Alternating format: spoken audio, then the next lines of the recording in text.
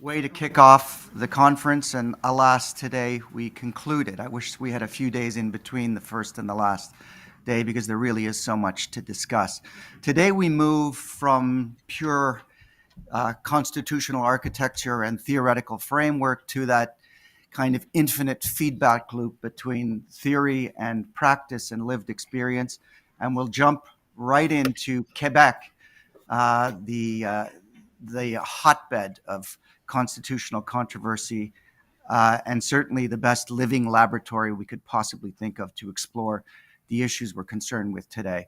And we'll focus in the first section largely on La Loi sur la laïcité, Bill 21. And I had the great pleasure of inviting up to the podium François Côté and Guillaume Rousseau from University of Sherbrooke. Once again, I'm not going to get into the bios. I ask you to consult them so that we can spend as much time as possible in actual discussion and presentation. Guillaume, François, welcome.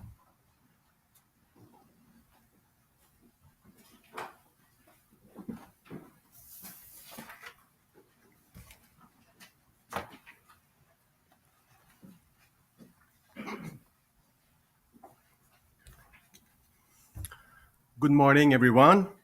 Legal concepts can be compared to volcanoes. Formed in the past, remaining quiet for ages, these peaceful giants and the background scenery appear dormant, taken for granted, uninteresting even, save for a few experts, until one day they erupt in the most spectacular fashion in a sudden torrent of heated activity that changes the entire landscape. In Canadian constitutional law, the Notwithstanding clause is such a volcano, as Bill 21 and Bill 96 demonstrate. In our 2017 paper, we demonstrated that there is a specific Quebec theory of the Notwithstanding clause, approved by a substantial number of leading Quebec constitutional law authors. This theory holds that it can be legitimate to use the Notwithstanding clause, even preemptively, in order to promote Quebec's national identity or to promote social progress. And we also demonstrated that the National Assembly used the Notwithstanding clause on many occasions, over 60 times for the Canadian Charter, if we don't count the Omnibus Bill, but if we do count every time Notwithstanding clause was renewed, and over 40 times for the Notwithstanding clause of the Quebec Charter of Human Rights. And in the vast majority of cases, it was used in order to promote national identity or social justice. Therefore, the practice is aligned with the theory. Although with a slight difference, the authors that are associated with the Quebec theory of the Notwithstanding clause, they mostly insist on national identity, and only to a lesser extent they insist on social progress, while the practice at the National Assembly is the other way around.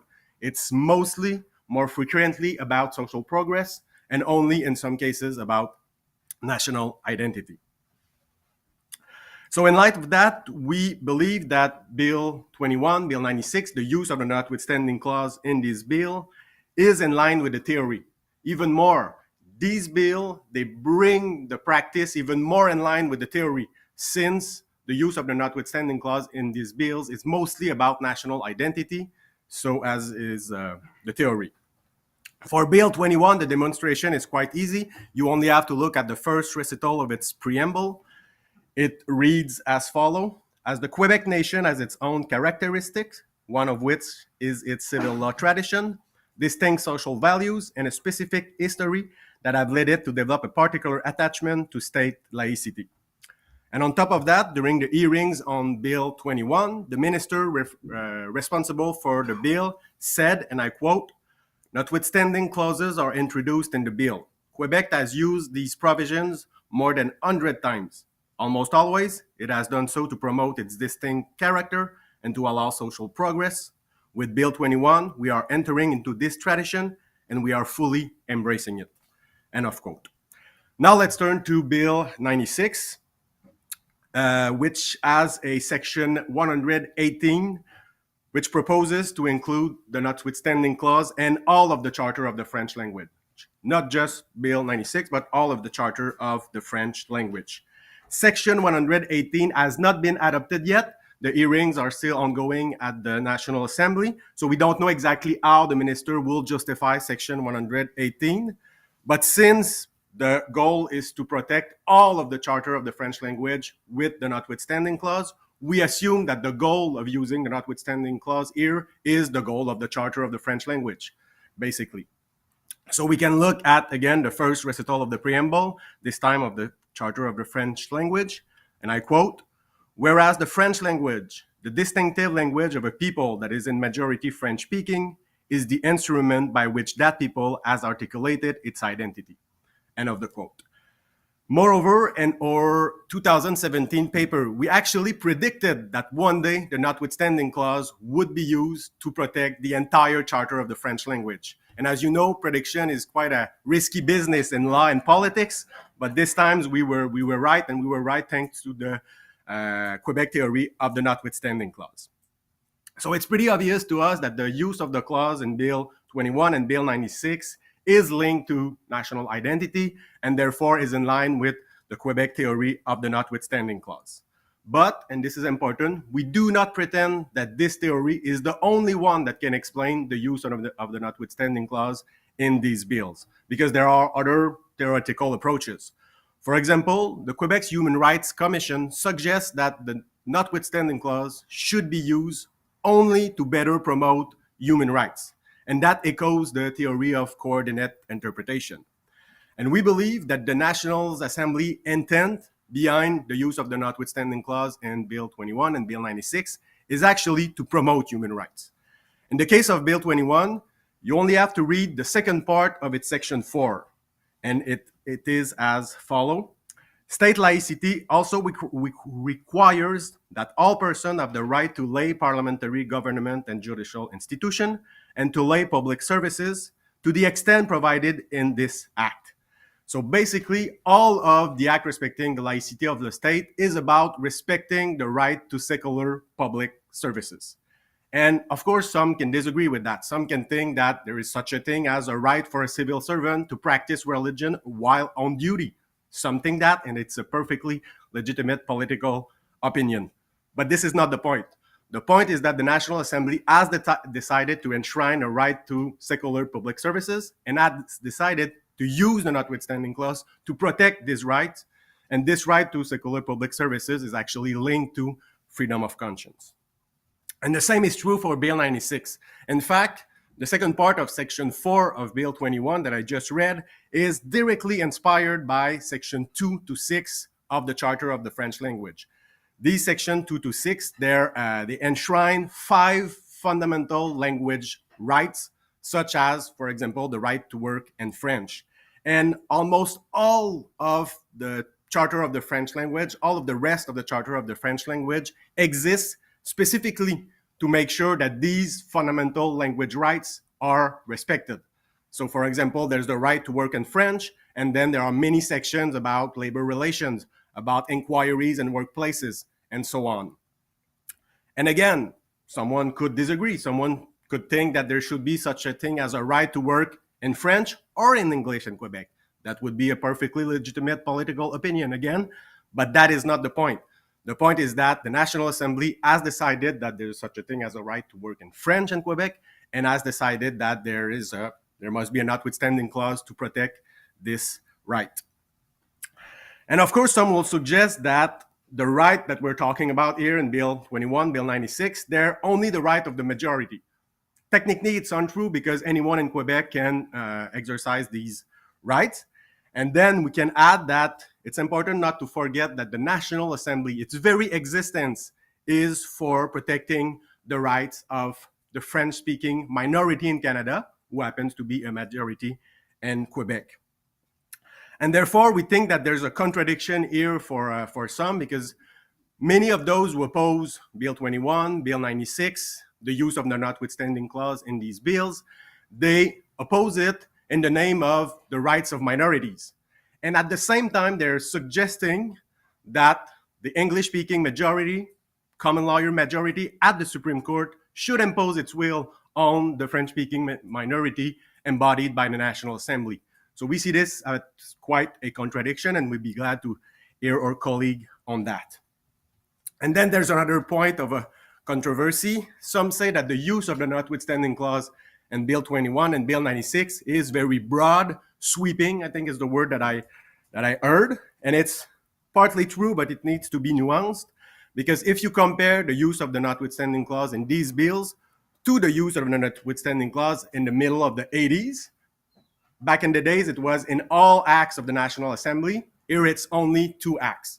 But then some say, wait a minute, back in these days, it was the notwithstanding clause of the Canadian Charter only. This time, it's the notwithstanding clause of both Canadian Charter and Quebec's Charter. And that is true.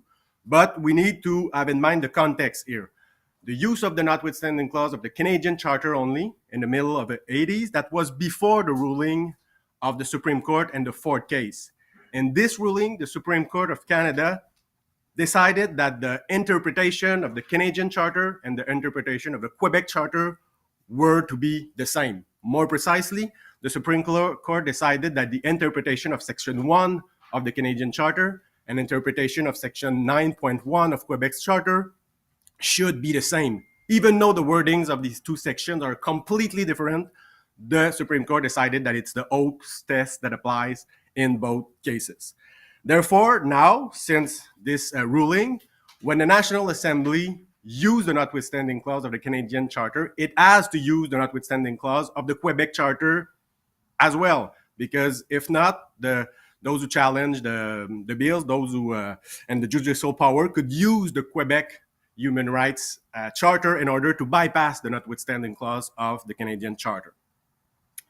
And then one more thing to keep in mind is that using the notwithstanding clause of the Quebec's Charter is not as important as using the notwithstanding clause of the Canadian Charter, because the Quebec Charter is a simple statute that can be modified through ordinary parliamentary majority. Therefore, the National Assembly can use the notwithstanding clause of the Quebec Charter or just modify the Quebec Charter. So it's no big deal. And of course, in the case of the Canadian Charter, the National Assembly cannot modify it unilaterally. And one more thing before I let the rest of the time to François, I want to underline one important section of Bill 96, it's section 120, which proposes to modify the preamble of the Civil Code to specify that this code governs person, relations, and property, not only in harmony with Quebec's Charter of Rights, but also in harmony with the Charter of the French language. So basically, it's saying the Civil Code, Charter of the French language, Charter of Human Rights, they are all important and must be treated in harmony, which leads us to the second part of our presentation.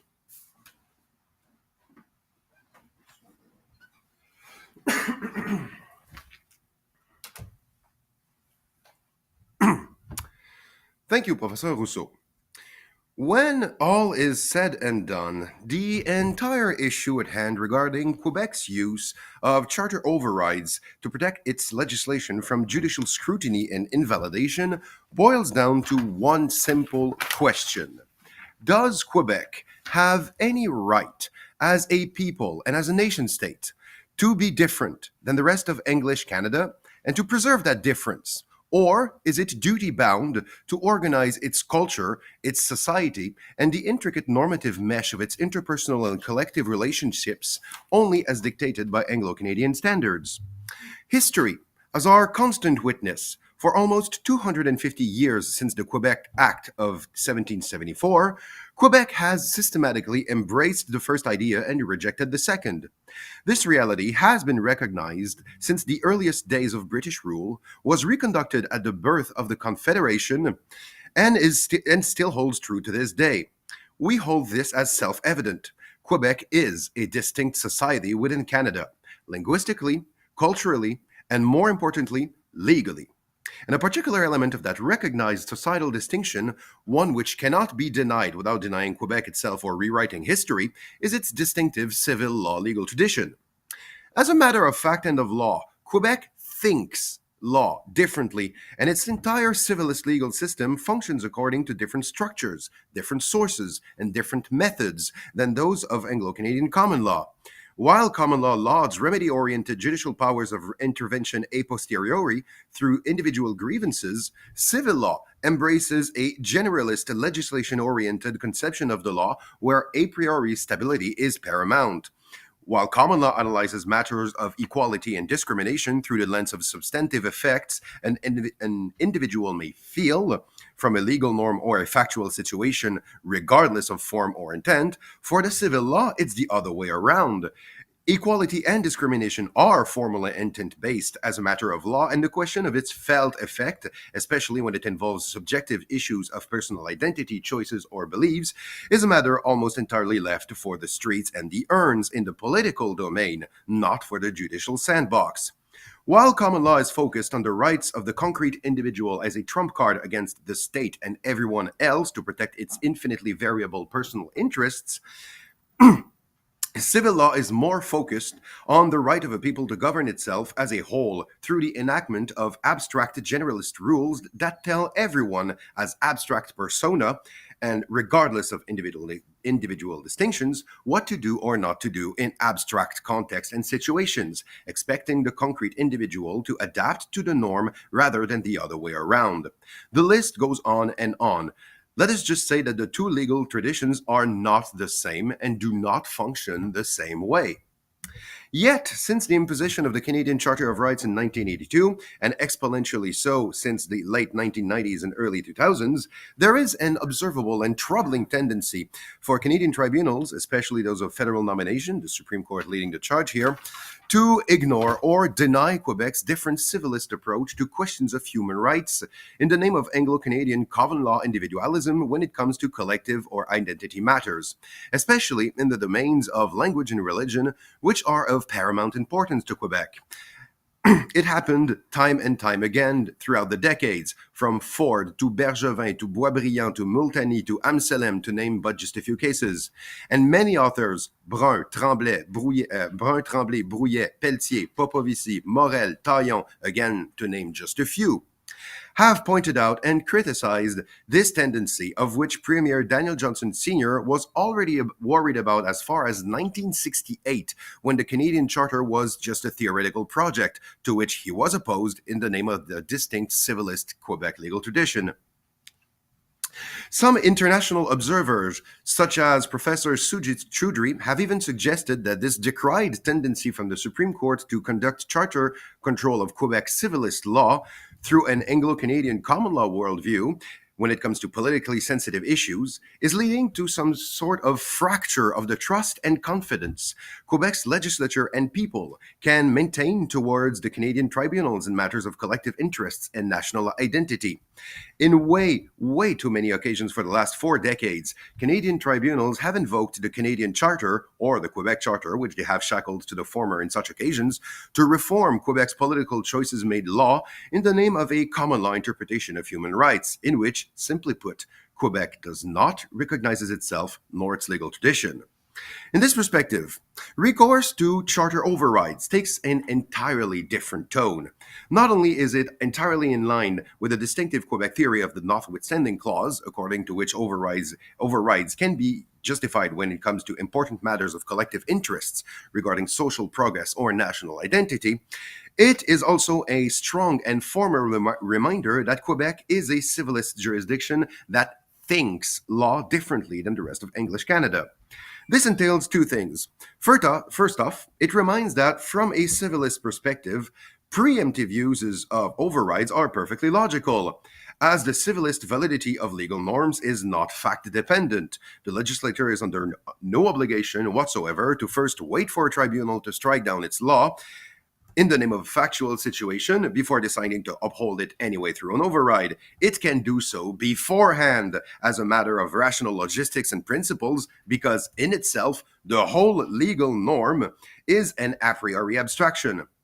More so, such preemptive uses of the override also convey a particular meaning for Quebec within the Canadian Federation. It is a formal statement by the National Assembly that it, and it only, is the true sovereign arbiter of social relationships in Quebec, and that in collective matters of high importance linked to social progress or national identity, it simply can no longer blindly trust that the Supreme Court will effectively recognize and respect its civilist tradition and resist the temptation to quash it in the name of a standardized Anglo-Canadian common law approach. In other words, through such uses of the notwithstanding mechanism, the National Assembly is saying more or less that, according to our civilist interpretation of the law, we think that this measure is valid and not discriminatory.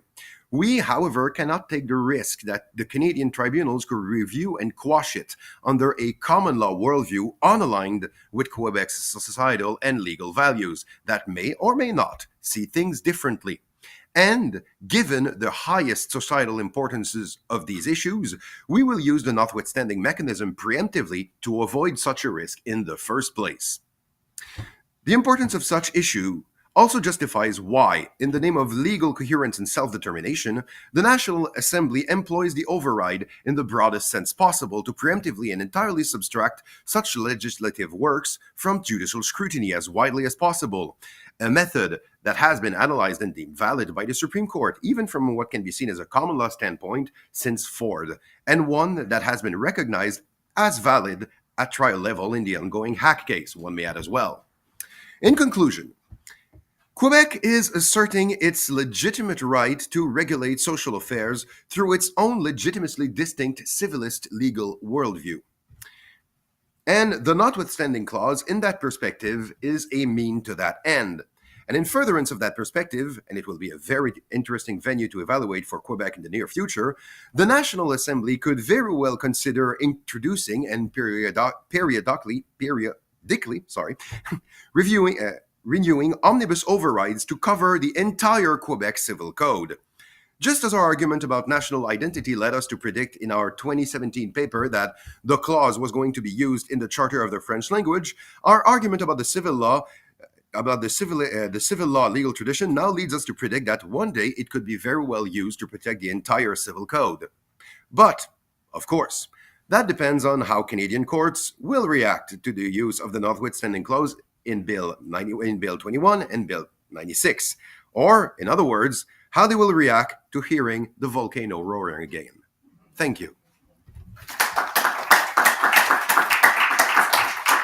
Eh bien, vive le Québec comme société distincte. Hein? Bravo. Marion, you have your work cut out for you, I have to say. And I have to say, when I listen to this, it really shakes my confidence in some of my earlier convictions. You and Dwight are causing me to have a real identity crisis right now. Marion's going to respond on this notwithstanding clause being one of the most dramatic changes to Canadian law in Quebec and to the Constitution. And I think you're going to speak on minority rights to some extent. Good morning. Legally speaking, the use of the notwithstanding clause in Bill 96 is the most sweeping override of human rights charters in Canada in the 40 years since patriation. Today I'm going to ask, how did we get here, and where exactly is here? A few disclaimers before I begin. My law practice touches intimately on these questions. In my practice, I serve as legal counsel for the Quebec Community Groups Network, an organization that advocates for Quebec's English-speaking minority. I'm also counsel for the Quebec English School Boards Association in the Bill 21 appeal. Of course, the views I express today are entirely my own. I'm very grateful to be here among this renowned group, and I thank Peter Biro and Nathalie Desrosiers for bringing us together. Although I will be responding to the work of Professor Rousseau and Maître Côté, I deeply appreciate their scholarship. Nous partageons plusieurs valeurs, dont la démocratie, la solidarité sociale et l'amour et le respect de la langue française. Langue distinctive d'un peuple majoritairement francophone, la langue française permet au peuple québécois d'exprimer son identité. I accept the premise that Quebec's distinct language and culture should be protected in law. However, this has not and does not require the ousting of human rights charters. My presentation today is in 4 parts. First, I will describe how the notwithstanding clause is used in Bill 96 and set out the legal effects. Second, I will put this moment into the context of Quebec's history of using the overrides, informed greatly by the work of Guillaume Rousseau and François Côté.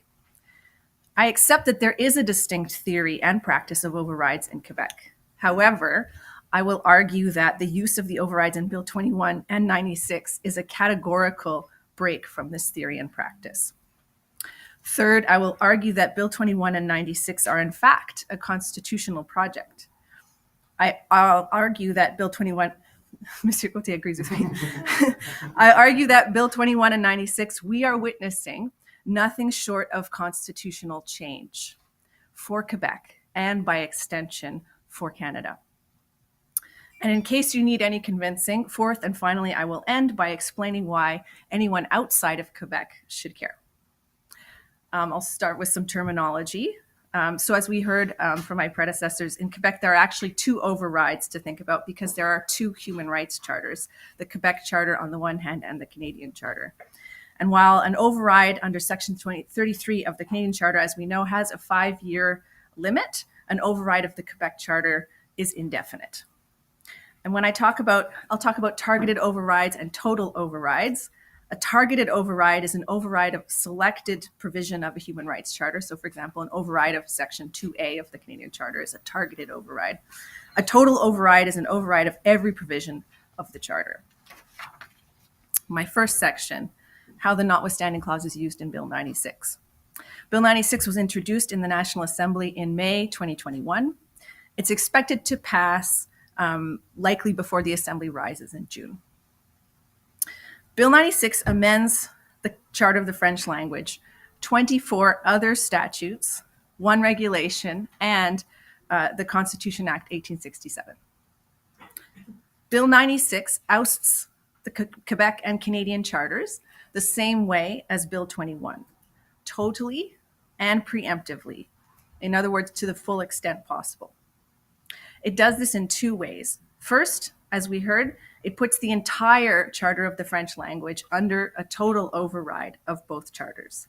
Second, it puts the remainder of the bill, so the amendments to the 24 provincial statutes, the regulation, and the Constitution Act 1867, under a total override of both charters. Now, the Charter of the French language affects many aspects of life within Quebec, such as commerce, employment, education, access to public services, and the legal system. Bill 96 itself transforms the Charter of the French language. It significantly enhances the law's requirements, as well as the law's monitoring, search, complaint, and penal provisions. The Charter of the French language is vast and wide-ranging, more so than the Act respecting laicity of the state, which leads me to conclude that the effects of the override in Bill 96 are even more wide-ranging. Bill 96 creates a large state apparatus to monitor and enforce the law. These include new ministerial discretionary powers, strengthened penal powers, some warrantless search powers that are broader than those that were struck down in Hunter versus Southam, and some disclosure protections that explicitly enable privacy breaches. This raises what I believe is a novel question in Canadian law. Does the preemptive use of Section 33 immunize the exercise of the statutory powers from judicial review on charter grounds? For instance, can a search that's carried out under these statutory powers be challenged on the basis that it violates Section 8 of the Canadian Charter? Maybe a paper for someone to write. I'm often asked, okay, so what provisions of Bill 96 really need the override in the sense that they obviously violate charter rights? Believe it or not, I don't have a clear answer to that question. Various charter rights are engaged in various places, but not every provision of Bill 96 obviously violates charter rights. That makes me think that the total overrides we see are serving a different kind of purpose. And that purpose is structural. And I think in this sense, Maître Côté and Professor Rousseau would agree with me. This effect was present with Bill 21, but it comes into focus with Bill 96. The use of total preemptive overrides rearranges the hierarchy of laws in Quebec. Let's start with the Quebec Charter. Prior to Bill 21, the Quebec Charter was at the top of the legal hierarchy.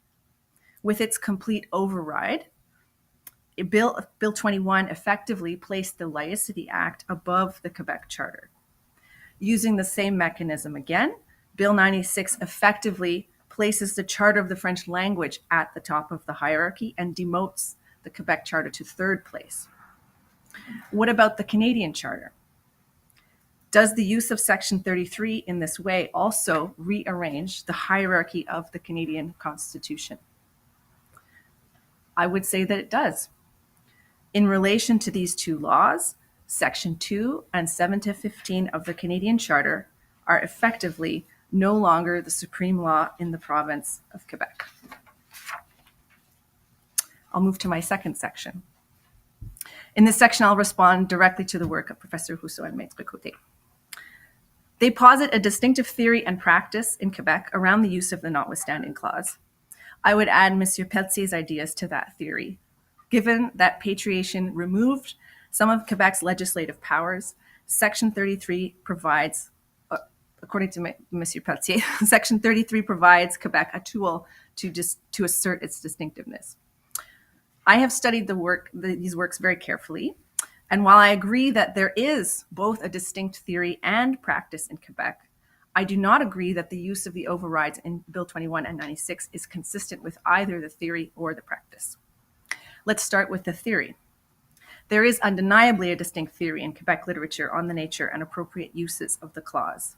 This literature is not well understood outside Quebec, and Rousseau and Côté are to be commended for bringing this literature to English-speaking Canada. English Canada needs to take a serious look at this scholarship. Now for the practice.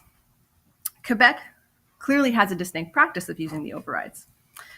Professor Rousseau and Maître Côté have meticulously categorized each override of both the Quebec Charter and Canadian Charter since 1975, the advent of the Quebec Charter. In terms of the mechanics, their work clearly shows which overrides are targeted and which are total.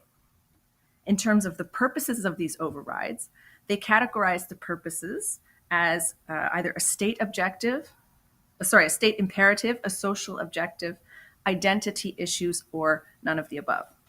And I take no issue with their categorization. Let's look at the mechanics, and then I'll look at the purposes. So for the mechanics, prior to Bill 21, the Canadian Charter has been totally overridden only once, the 1982 Omnibus override. We can count that as either once or hundreds of times.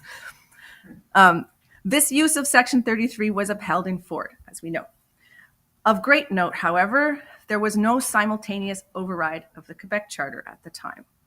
Quite the opposite, in fact. In 1982, the Quebec Charter was amended to strengthen and entrench the Quebec Charter as Quebec's paramount statute. Thus, although the Canadian Charter would not apply in Quebec during that period, the same rights became justiciable under the Quebec Charter.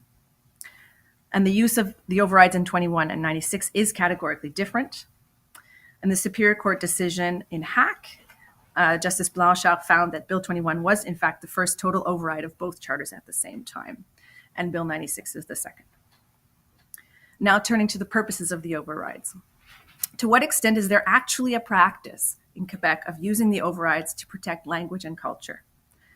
I've gone through every override of the Canadian Charter. Let's deal first with the 1982 override. Rousseau and Côté do not code this as being related to an identity issue.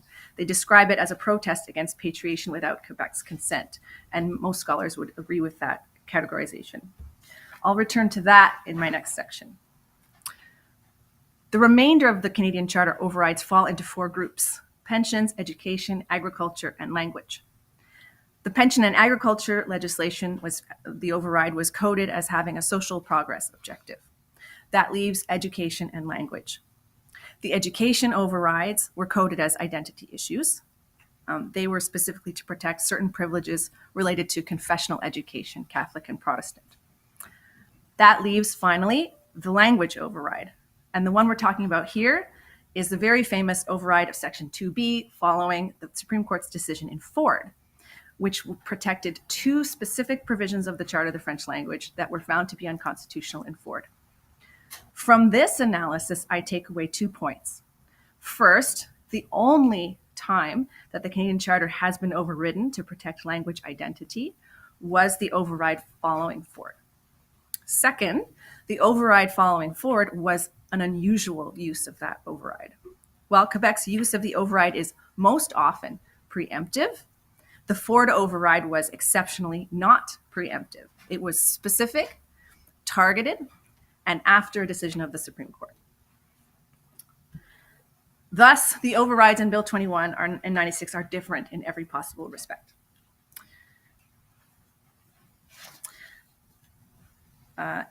In their Supreme Court law review paper, Côté and Rousseau call upon Canadian courts to recognize Quebec's distinct theory and practice of the clause. I respond as follows. Courts could well recognize Quebec's distinct theory and practice, and nonetheless find that the use of the overrides in 21 and 96 is not grounded in that theory and practice. I'll offer a few additional comments on Rousseau and Côté's analysis. First, it's not clear why the justification clauses in the charters it's not clear why the justification clauses, say that, Section 1 and Section 9.1, cannot adequately take into account cultural or identity-based considerations. For example, the Supreme Court in Ford recognized that the protection of the French language is a pressing and substantial objective, capable of justifying a charter infringement. Why is this not satisfactory? The only answer to me is that the core of the theory is really about parliamentary sovereignty. It's not the what to be decided, but rather the who gets to decide. Second, in Côté and Rousseau's analysis, there's no discussion of the individual or collective rights of minorities within Quebec. The collective identity interests at issue are explicitly those of the majority in Quebec, which is undeniably a minority in Canada. But the collective identity is treated as monolithic, and the minorities within Quebec are simply not discussed. I'll return to this at the end. Moving to my third part, the constitutional project. Yesterday, Peter compared Section 33 to a pistol, a dagger, and a sword of Damocles. And today, Professor Rousseau compares it to a volcano. I was going to quote from the same passage that you quoted from. This volcano has been dormant, but has recently erupted. I'm going to quote again from the opening of that paper. It has erupted, quote, in the most spectacular fashion, in a sudden torrent of heated activity that changes the entire landscape, unquote. I could not agree more. But what exactly is the volcano? Let's talk about patriation, since this is the 40th anniversary. By and large, the constitutional discussions leading up to patriation were an attempt to resolve a crisis of national unity. As Peter Russell has noted, the Canadian Charter had a political purpose. It was to be an instrument of Canadian unity, a source of common values and identity. However, as Benoit Pelletier reminded us yesterday, the Charter was brought in without the consent of Quebec. The constitutional wounds from that moment have never healed. Guy Laforêt termed this, quote, the internal exile of Quebecers in the Canada of the Charter, unquote. After patriation, and particularly after the failure of the Meech Lake Accord, many Quebecers felt alienated from the Constitution and particularly from the Canadian Charter.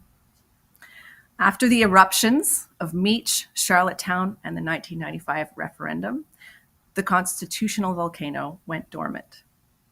In 2009, Guy Laforêt wrote, quote, one day in the future, the question will resurface, and it will be part of the constitutional doctrine of a future government of Quebec, unquote. The question has now resurfaced, and I agree the volcano is erupting. What is the constitutional doctrine of Bill 21 and 96? Bill 21 and 96 share a number of common novel features. Both use the overrides in the same way. Second, in both bills, we see a legal concept of the Quebec nation enshrined into provincial law. Third, we see express references to parliamentary sovereignty in the preambles. The drafters of these bills know what they are doing. I want to talk about the Quebec nation. This is a very loaded term, and I won't be able to do it justice here, but I will simply observe that this term is new in Quebec legislation. Aside from one water conservation statute, the first appearance of this term in legislation was in Bill 21. With Bill 96, the term Quebec Nation is written into the Charter of the French language, the Quebec Charter, and the Constitution Act 1867.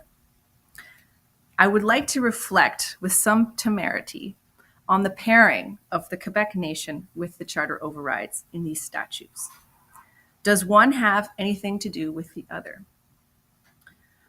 Following the debates in 2006 around the recognition of the Quebec Nation by the House of Commons, Sujit Chowdhury linked the recognition of the Quebec Nation directly to the Charter's Canadian nation-building aims and its mixed legacy in Quebec.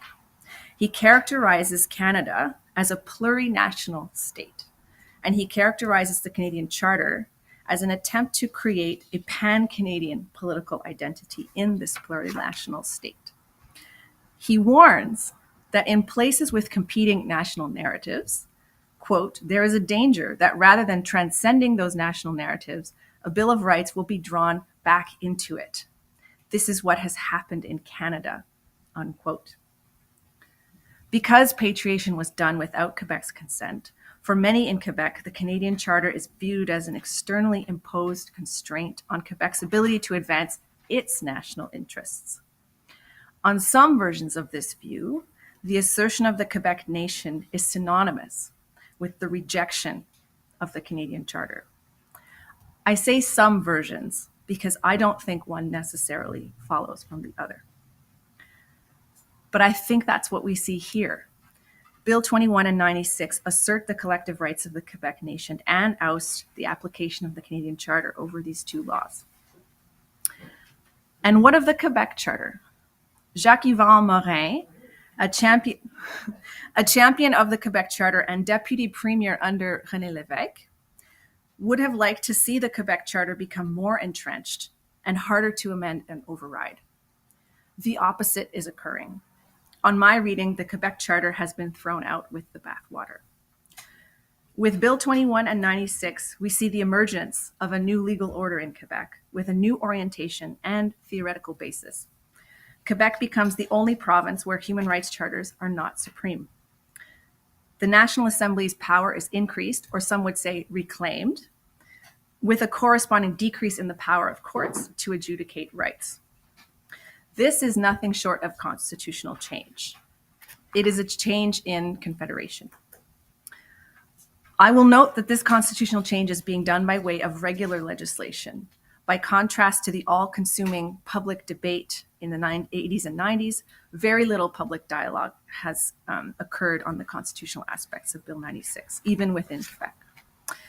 Fourth and finally, why should anyone outside of Quebec care? Why can't Quebec just do its own thing? I can think of at least three reasons for the rest of Canada to care. First, it affects the Canadian political community. Second, it affects minorities. Third, it affects the integrity of the Canadian Constitution. First, it affects the Canadian political community. If the goal of the Canadian Charter was to create a Canadian political community and a universal Bill of Rights, we may now be witnessing the end of that project. If the Charter is meant to be pan-Canadian, Canadians should have the same Charter rights no matter where they are.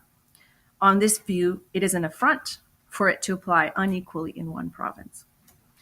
This was a sticking point in the Meech Lake negotiations around the Distinct Society Clause, albeit in relation to Charter interpretation.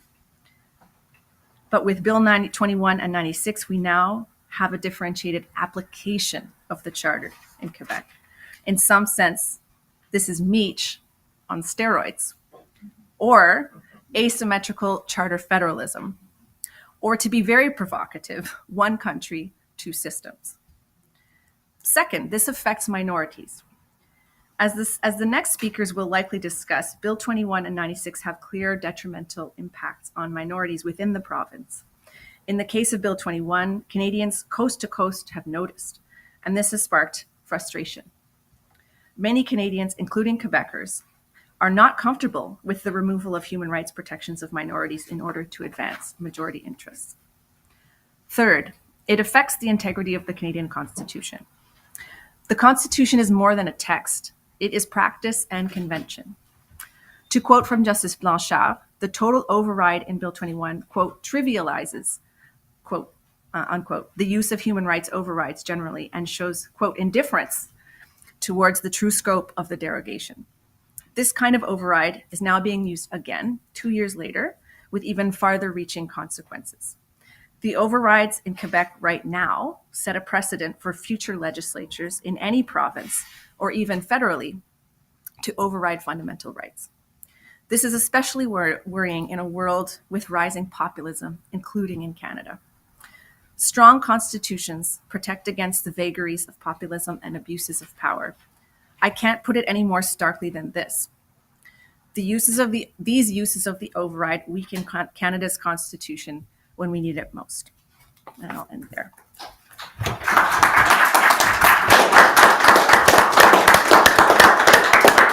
That was absolutely outstanding, Marion. Thank you so much.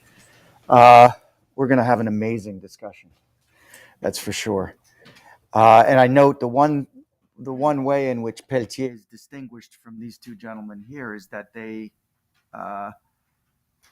didn't think, as I remember, that Section 33 would have been necessary to protect Bill 96, which is consistent with your question about what your suggestion that Bill Section 1 and 9.1 should be able to give standing to questions of cultural aspiration and the cultural factors. So we'll have a great discussion around this. Gregory Bordan, it is my great pleasure. I hope you are there online. Is Greg with us? There he is. There's Greg Bordan. Distinguished barrister in the province of Quebec, partner at Norton and was counsel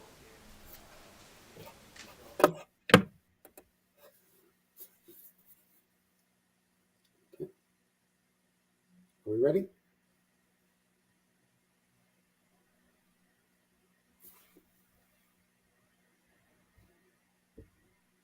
Are we on?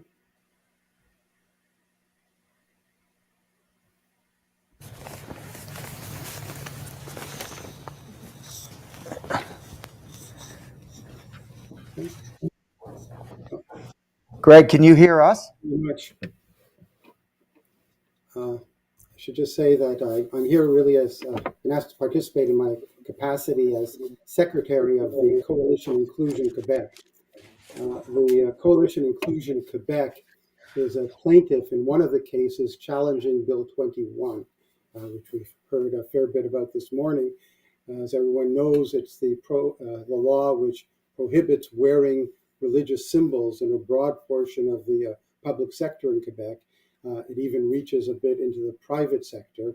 I heard the description of it this morning by Professor Rousseau. I don't entirely agree with his description of it. Unfortunately, there's not much time to get into it. Just for people's reflection on it, do note that the minister himself agreed that the bill even, or the law, even prohibits the wearing personal symbols under clothes in a hidden fashion, not visible by anyone else. It also prohibits the wearing of personal symbols by somebody who's not in public view.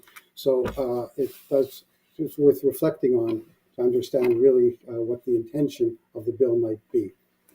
In any event, as everyone knows, and I think Marion Sandilands just did an excellent job in explaining why it's very significant that the bill not only invokes the Notwithstanding clause to override the Canadian Charter, but also the Quebec Charter.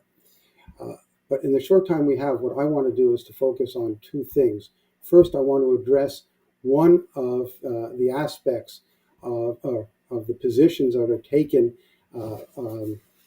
this morning and yesterday by those who say that the use of the Notwithstanding clause should be considered legitimate or appropriate in many circumstances or for certain purposes.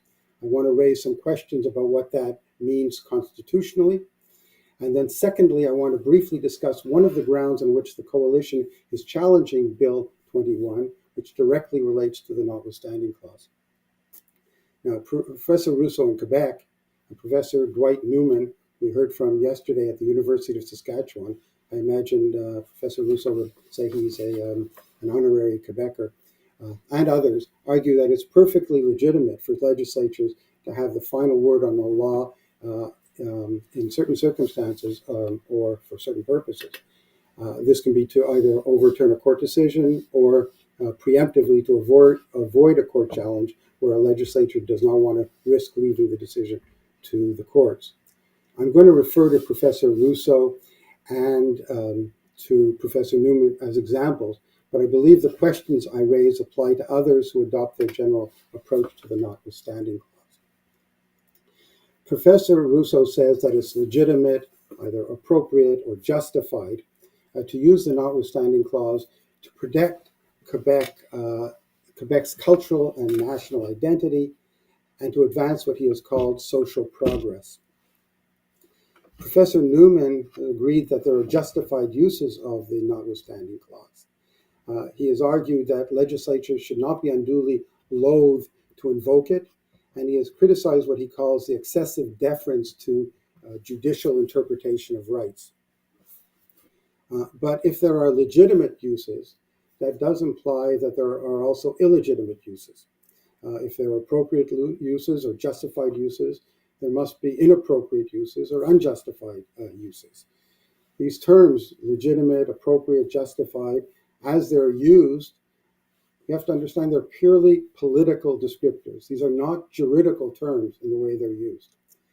And as far as I know, at least, none of these authors recognizes any mechanism that would disallow an illegitimate or an unjustified use of the notwithstanding clause. Now, just to take one example, what if there were a counter movement to what is today considered progressive, and we were faced in Quebec with a Quebec version of the Tea Party, for example, seeking a return to the old-fashioned Catholic family values under the guise of cultural identity, and seeking to adopt legislation and doing so protected by the notwithstanding clause? Would there be any limits to what could be enacted by a legislative majority? Professor Newman has cautioned in his writings that although excessive deference to judicial interpretation is harmful, also the routine use of the notwithstanding clause would indicate a profound problem in the courts or the legislatures. He also acknowledges that too much second guessing of the courts by the legislatures, and I'll quote, would effectively subvert a proper institutional division. So it seems that it's crucial to get just the right balance of overriding, but not too much overriding. And the stakes in getting the right balance are nothing less than respect for the legislative and judicial institutions themselves.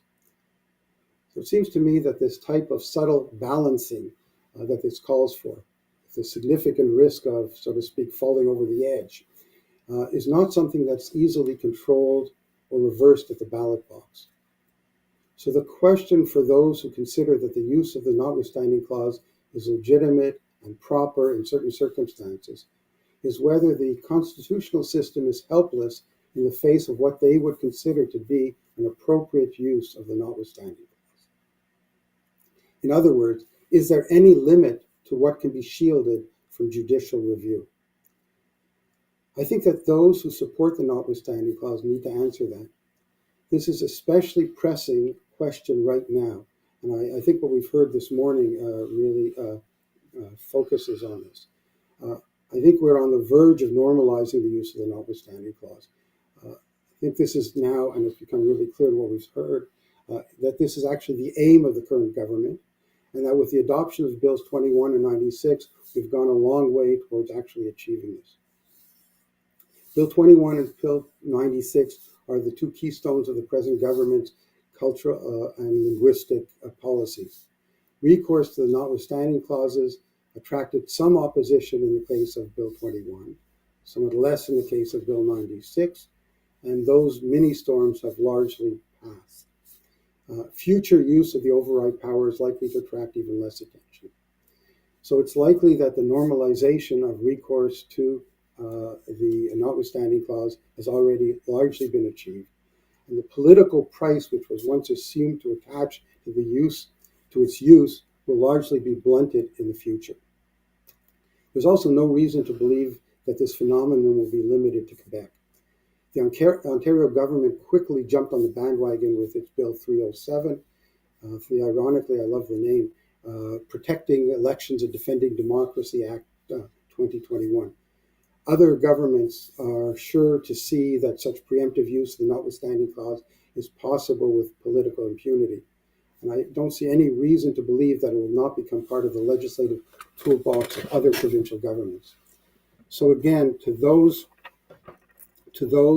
who talk about the legitimate use of the notwithstanding clause, the question is, how do you control its illegitimate use? It's nice to feel so good about ourselves as to believe that our majority will never step so unacceptably out of bounds. But even Canada interned Japanese Canadians, and Canada produced residential schools. So with all due respect, unless there is a mechanism for controlling the use of the notwithstanding clause, then theories about when the notwithstanding clause, the use of the notwithstanding clause is legitimate and appropriate, these remain moral theories, but they have no legal grounding. I do not think they should be presented as if they do represent a control on the use of the notwithstanding clause. Now, this brings me to a novel argument which the Coalition is presenting in our challenge to Bill 21. As far as I know, it is the first time it has been placed before a court in Canada. However, it's an argument that was first proposed by Professor Brian Slattery as far back as 1983. We argue that Section 33 is itself subject to Section 1. That is, a legislature's right to use Section 33 is not absolute, but its use of it must be justified under Section 1. I know this seems a strange proposition at first blush, but it's an idea that can grow on you with reflection, and I do invite you to think about it. As recently as 2005, Justice Bastarache noted that the relationship between Section 33 and Section 1 is an issue that remained open, and that remains true today. The language of Section 1, it lends itself to this interpretation. Section 1 guarantees the rights and freedoms set out in the Charter, subject only to such reasonable limits prescribed by law as can be demonstrably justified in a free and democratic society. If Section 33 operates independently of Section 1, then the rights and freedoms are subject to two independent limits: the reasonable limits mentioned in Section 1, and also those set out by legislation pursuant to Section 33. That Section 1 expressly declares they're subject only to the former. This is corroborated by Section 33 itself, which does not authorize a legislature to declare that a law operates notwithstanding Section 1. To be clear, we are not talking about applying the Oakes test to such legislation. The Supreme Court has often said that Section 1 must be applied flexibly depending on context.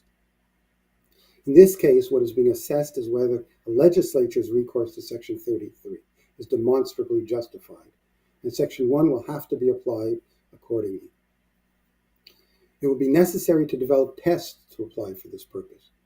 Slattery proposes one example of what might be a reasonable use of the notwithstanding clause from the perspective of Section 1. Where reasonable people could disagree about whether a limit on a right is justified, a legislature might reasonably invoke the notwithstanding clause to have the final word on where to draw the line, rather than leaving that decision to the court. In that context, the notwithstanding clause would act rather like a privative clause in administrative law. That is an example of where the use of Section 33 might be found to be justified under Section 1. I don't present this as necessarily exhaustive, however. On the other hand, we can conceive of violations of rights which could never be justified from a rights perspective and which should not pass a Section 1 analysis. Slattery gives an example of a severe economic downturn accompanied by a swing in public sentiment against a particular racial group, which leads a legislature to enact legislation confiscating that group's property. There is simply no rights perspective that could justify seizing the property of a specific racial group. recourse to the notwithstanding clause to avoid Section 15 in such a case would not or should not survive Section 1 scrutiny. Courts really face a choice on how to understand Section 33, and I think this is really crucial. Is Section 33 to be understood as conceptually entirely outside the framework of the Charter, or is it part of the Charter? If I'm right that we face a concerted effort to normalize the use of Section 33, then perhaps it is time to recognize that Section 33 is, in fact, written as part of the Charter and needs to be interpreted as part of the Charter. If it is understood as part of the Charter, then its use should be subject to the test of Section 1. Applied, of course, with suitable flexibility to take into account the particularity of Section 33. Now, I would think that those who see the notwithstanding clause as playing a useful role within the Constitution would welcome this as a backstop against at least the more egregious uses of the notwithstanding clause. My reading of Dwight Newman suggests that perhaps he might agree with this, although I'm not aware of his having addressed it. I'm less certain about Professor Rousseau's position. I believe he has referred to the notwithstanding clause as restoring democracy.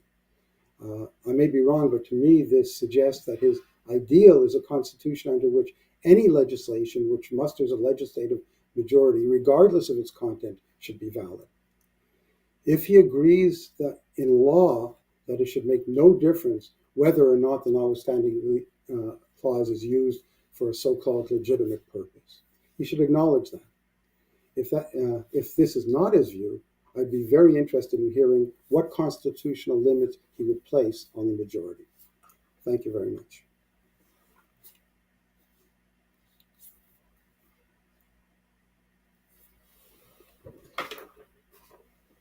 Hope you stay with us because there's going to be a very engaging discussion. I think your hypothetical about the egregious confiscation of property legislation targeting that would fall under something that Zvi Kahana would refer to as a tyrannical use of Section 33. We'll hear about that later this afternoon.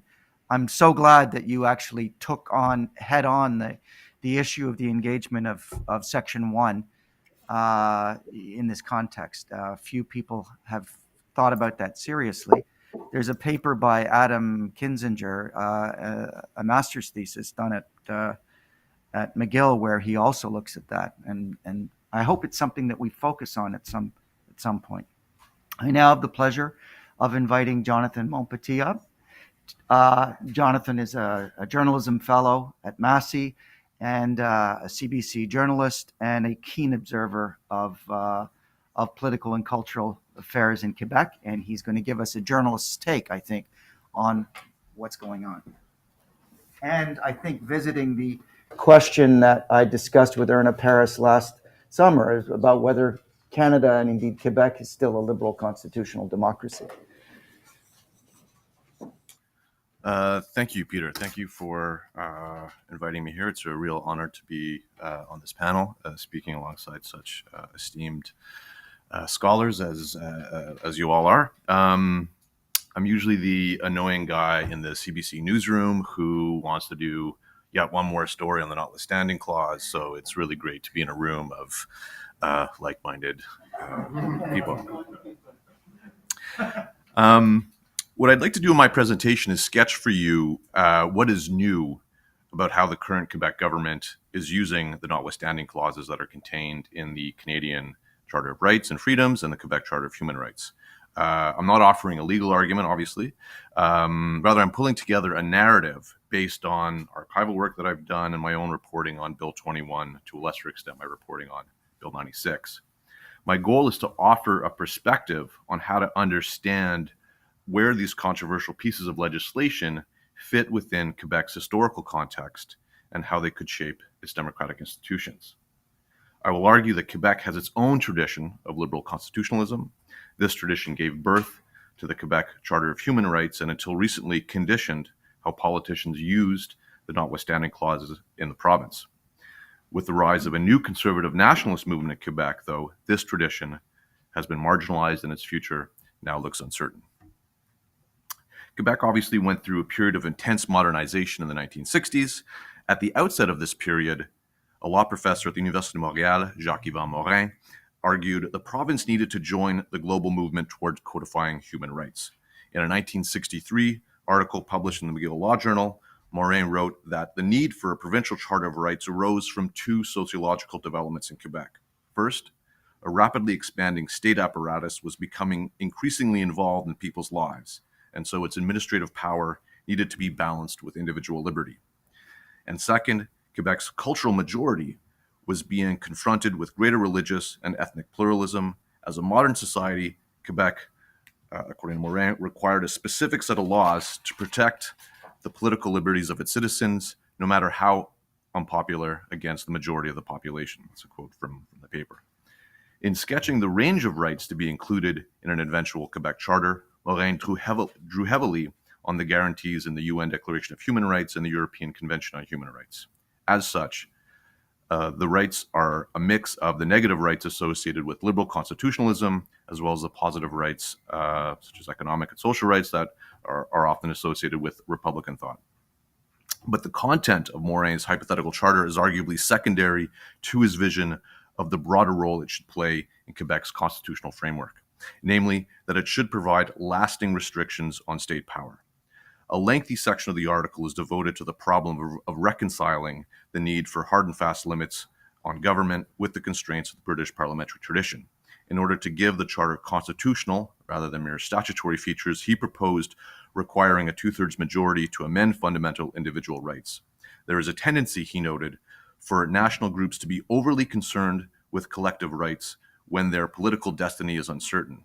The modernizing Quebec state was removing these concerns by actively empowering the Francophone majority through a vast array of reforms. At the same time, though, Morin thought greater and greater administrative power was at the disposal of legislators, making the rigorous protection of individual rights, quote, indispensable. It took roughly a decade before the Quebec government, under Liberal Premier Robert Bourassa, to table legislation to create a provincial charter of rights. But the influence of Morin's thinking on this process is undeniable. His proposed charter was championed by the newly formed Ligue des Droits de l'Homme, an influential civil rights group in the 1960s and 70s, and Morin himself was tasked with drawing up a list of civil rights to be included in a revised version of Quebec's Civil Code, which was another precursor of the Human Rights Charter. When Bourassa's government finally presented its draft of the charter, it contained most of the basic elements that Morin had suggested in 1963. In the meantime, Morin had become involved in nationalist organizations, including the Parti Québécois. He was elected in 1973 and was the party's parliamentary leader when the charter, then known as Bill 50, was tabled in the National Assembly. As leader of the PQ caucus, Morin initially expressed lukewarm support for the bill. Even though Bill 50 contained many of the articles he had proposed in 1963, the government did not include the two-thirds majority rule, nor did the proposed charter contain a paramountcy clause. The Liberal Justice Minister, Jérôme Charquette, was worried about relinquishing parliamentary supremacy and creating legislative instability. But without these provisions, Morin said in a 1974 speech to the National Assembly, the charter would be nothing more than a regular law, unable to offer sustained protection to individual rights. He reiterated the dangers that a growing bureaucratic state posed to members of an industrialized society who suddenly found themselves rent from traditional social bonds. Morin also noted that Quebec was no longer a monolithic society, and again underscored that unpopular political and social views needed protecting. This line of criticism against the bill was echoed by civil society groups such as the Ligue des Droits de l'Homme, as well as influential political observers. An editorial in the Sherbrooke newspaper La Tribune said that without the paramountcy clause, the rights laid out in the charter were nothing but sterile prose. In Le Devoir, an editorialist said Charquette hadn't yet chosen whether to protect human rights or the rights of the state. The paper called for, quote, concrete mechanisms and protections for the rights of individuals and groups. Faced with widespread opposition, the Bourassa government struck a compromise.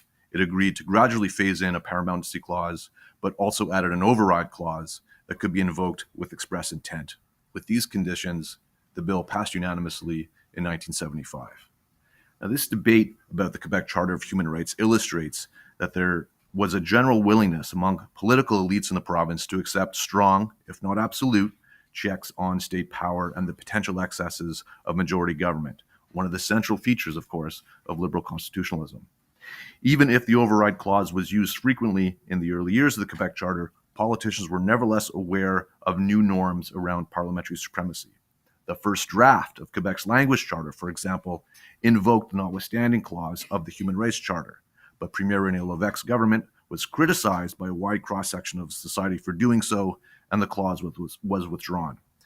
When Lévesque invoked the notwithstanding clause in the Canadian Charter of Rights and Freedoms to protest the 1982 constitutional repatriation process, which of course discussed, he assured Quebecers that they would still have access to the Quebec Charter of Human Rights, and as Marion mentioned in her presentation, strengthened the charter.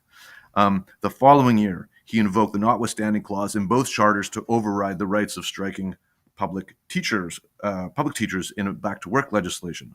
Lévesque was again roundly criticized in the media, though less for suspending the elements of the federal charter than for suspending elements of the Quebec Charter. An editorialist wrote in Quebec's Le Soleil newspaper at the time that, quote, "In the future, we should give our rights a more solid grounding with no easy loopholes for politicians." Until Bill 21, perhaps the best-known use of the notwithstanding clauses in Quebec was Robert Bourassa's decision to invoke them following the Supreme Court's decision in Ford v. Quebec. Bourassa expressed deep ambivalence about doing so. He delivered a lengthy speech in the National Assembly in 1988 to explain his reasons. "I do so with much reticence," he told the legislature, with a bit of hyperbole, "because there is no precedent in Quebec or anywhere else for a premier or government who finds themselves suspending fundamental freedoms." Bourassa, of course, paid a political price for using the notwithstanding clauses. It caused a significant rift in his cabinet and voter base, perhaps contributed to the torpedoing of Meech Lake, and ultimately the Liberal government reformed Bill 101 in order to comply with the Supreme Court decision. By offering a brief overview of the history of the Quebec Charter of Human Rights, I hope to bring to fore a tradition of liberal constitutionalism in Quebec that may be obscured if our attention is focused solely on how the Canadian Charter of Rights is received in the province. The examples I mentioned are meant to illustrate that while this tradition didn't preclude the use of the notwithstanding clause, its use was circumscribed by a widely held political norms about the limits of legislative power and the importance of safeguarding individual rights. Norms, I hasten to add, that were shared by liberals and sovereigntists alike. But with the loss of the 1995 referendum, narrow though it was, fragmented the sovereigntist movement in Quebec. Following Premier Jacques Parizeau's infamous referendum night speech, in which he blamed the loss on money and ethnic votes, there was a sense amongst sovereigntists that the movement needed to show a more inclusive face. This progressive wing of the movement was gradually marginalized, however, by an emerging conservative nationalist sensibility, which argued instead for a robust defense of Quebec's historical Francophone community. The revival of conservative nationalism in Quebec was driven by a number of intellectuals, such as Jacques Beauchemin, Éric Bédard, Marc Chevrier, among others, contributing at first to small circulation literary magazines such as Argument and L'Action Nationale. The movement, though, eventually found a powerful patron in Pierre-Carl Pelado, whose Quebecor media empires provided an important platform for conservative nationalists, turning some into media personalities in their own right. There are, of course, important differences among these intellectuals, but they do share a number of general principles. Chief among these are the belief that the Quebec nation is the sole source of political legitimacy, and that this nation is constituted essentially by the historic French-speaking community in Quebec. Preserving the continuity of this community is taken to be the priority of the state. From this vantage point, any policies, regulations, or laws that empower identities other than those of the Québécois, narrowly defined, are seen as existential threats. Conservative nationalists tend to portray themselves as opponents of multiculturalism and individualism more generally. Laïcité is thus conceived by conservative nationalists as a tool for at once safeguarding features of the historical Francophone community and opposing a liberal framework they see as prioritizing individual rights over collective rights. The so-called reasonable accommodation crisis of the 2000s, the weakening of the Parti Québécois electoral base, the sudden rise of the openly conservative Action démocratique du Québec, all these developments that contributed to the growing influence of the conservative nationalist movement. Prominent conservative nationalists played key advisory roles in the short-lived PQ government of Parlement Marois, which of course tried to pass a sweeping ban on ostentatious religious symbols in 2012. And arguably, it was the embrace of conservative nationalist identity politics that permitted Francois Legault to broaden his party's appeal among sovereigntist voters, paving the way for the CAQ's historic victory in the 2018 provincial election. Now, once in power, the CAQ pursued a legislative agenda inspired at least in part by the concerns of conservative nationalists. More specifically, it's legislation aimed at regulating religious symbols, Bill 21, and its proposed reforms to the Language Charter, Bill 96, illustrate the extent to which conservative nationalism proposes a break with the decades-old liberal constitutional tradition in Quebec. Both Bill 21 and Bill 96, of course, contain the Notwithstanding clause, and there are two things to note here. One, preemptive use, and the scope of the override. Just to bug Guillaume, the sweeping scope of the override. This was noted by Superior Court Justice Marc-André Blanchard. The first time that all of the eligible sections of both charters have been subject of the override.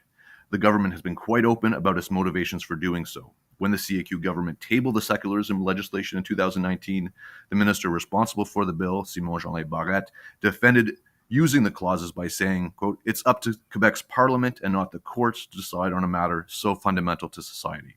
2 years later, tabling Bill 96, Premier Legault described the original language charter, Bill 101, as having been, quote, "cut up by the courts." Using the notwithstanding clause, he said, would limit further court challenges. There appears to be a belief on the part of the CAQ government that any judicial oversight of their flagship legislation amounts to unjustified interference on the legislature's prerogative. There are two dimensions to this argument, I think. One, that judicial oversight amounts to the imposition of liberal values contained in a constitution that Quebec didn't sign. But this, of course, doesn't account for why the current government should be able to ignore the rights set out in the Quebec Charter of Human Rights, passed unanimously in 1975. Guillaume, very interested at the point you made earlier about the kind of the legal reasons for doing so. Anyway, so this brings me to the second dimension of the argument, as to why the Quebec government feels justified in overriding these rights. For conservative nationalists, the National Assembly isn't seen simply as the representative branch of a network of institutions that compose democratic government.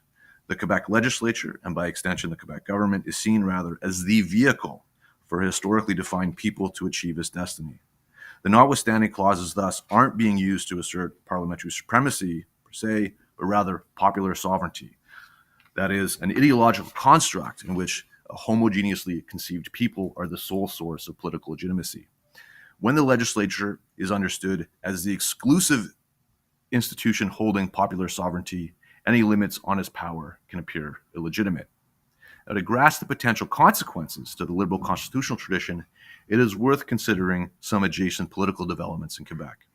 As Bill 21 makes its way through the courts, the independence of the judiciary has come under sustained attack by conservative nationalist pundits. A series of complaints have been filed with the Canadian Judicial Council alleging the bias of judges involved in the case. This campaign prompted the Quebec division of the Canadian Bar Association to issue a press release reiterating its belief in the impartiality of the judiciary. Jolene Barrette, who has since added Justice Minister to his portfolio, has meanwhile proposed legislation that would prevent the Court of Quebec from requiring some judges to have knowledge of English. And this is an idea that emerged as part of the Bill 96 reforms. And this spat is part of this kind of ongoing dispute with the Chief Justice of the Court, Lucie Rondeau, who's repeatedly expressed concerns about political interference in the independence of the judiciary. The relationship of the legislature to the judiciary is thus potentially being redefined in Quebec. The province's liberal constitutional tradition, which gave birth to the Charter of Human Rights and had encouraged a restrained use of notwithstanding clauses, finds itself at a critical juncture. The conservative nationalist government in power appears intent on breaking from that tradition as it pursues legislation aimed at protecting a historical Francophone community from perceived threats. This has placed cultural minorities in a precarious position in the province. The government has aligned itself with an ideology that is reluctant to view favorably demands of minority groups for greater recognition, while at the same time making it more difficult for these groups to access the protections afforded by both charters. The future of liberal constitutionalism in Quebec depends on at least one of these trends being reversed. Thank you.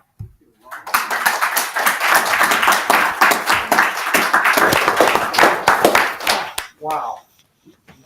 Where to begin? That was fabulous. Thank you so much. Take a seat up front, Jonathan.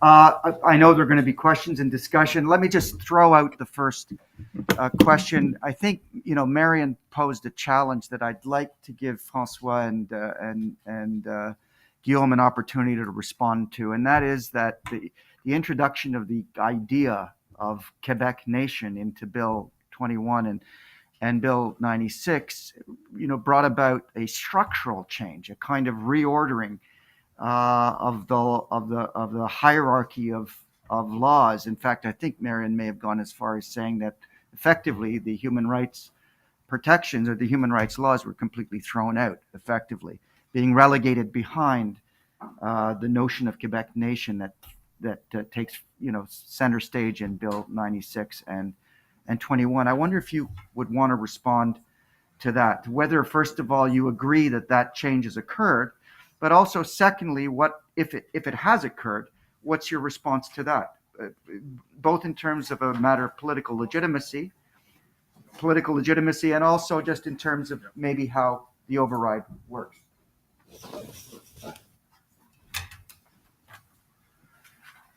So thank you very much to all of you. It's really interesting. So I guess I have some element of answer for Peter, but maybe François will complete it. So I guess it will be short. So basically, the way I understand it is that Bill 96 puts the Charter of the French language and the Quebec Charter of Rights and Freedom on the same level. So basically, what the government is saying is that fundamental language rights, and the aim at protecting the French language is as important as protecting charter's rights. So I don't think there's a hierarchy between. They're just at the same level. That's the way that I understand it. Thank you. And to just add a small little detail, thank you. Let us not forget that through through the Loi sur la laïcité de l'État, the fundamental right to a lay state has been elevated to the rank of, a fundamental right. Therefore, the Loi sur la laïcité de l'État has also been granted a super-legislative status, just like the Charter. So there is a structural matter, because it is not that the Charter of Rights is thrown out the window. It is that Bill 21, the Loi sur la laïcité de l'État, has been elevated to an equal position in the hierarchy of rights in Quebec, and therefore, just in the same way as the constitutional doctrine according to which the Constitution cannot invalidate itself, quasi-constitutional laws such as the Quebec Charter, now the Loi sur la laïcité de l'État, and given the new possible amendments, the future Charter of the French Language version 2.0, are going to be elevated as founding and structuring quasi-constitutional pieces of legislation which are all equals one to another. And the goal here is to have all that legislation operate within a same common legal superstructure, which would be of civilist legal tradition, with the civil code in the background, and those three major laws as structuring pillars in which the entire legal system would work. So it's not as much as throwing out the Charter, it's simply as realigning itself in a systemic view according to an all-encompassing civilist legal tradition where laicity, where French language, and where human rights are equally important for the nation. Okay, so we've got a lot of questions. I'll just start with Richard. Or we can start with Natalie. Go ahead, and then Richard, and then David. Yes, so my question was about the structural realignment between three pieces of legislation, and at some point they have to speak to one another. And even in a civilian jurisdiction, France and half of the world is, you have to have courts who are empowered to recognize that sometimes there are there is an integration that must be done between legal concept, and there could be some conflicts that arise between human rights, discrimination, and the impact of some legislation on groups. So why is it such an adverse? I don't understand why, because of 9.1, that could, Section 9.1 could be used to integrate la laïcité and the Charter French language in this resolution of conflicting rights, which we do all the time. So why is it necessary, outside of the political projects of being different from and wanting to have like the parliamentary, we know what we're doing, and a legislative assembly that is all powerful? Why isn't it reflections that actually within the Quebec judiciary, there's the capacity of reconciling these competing visions under 9.1?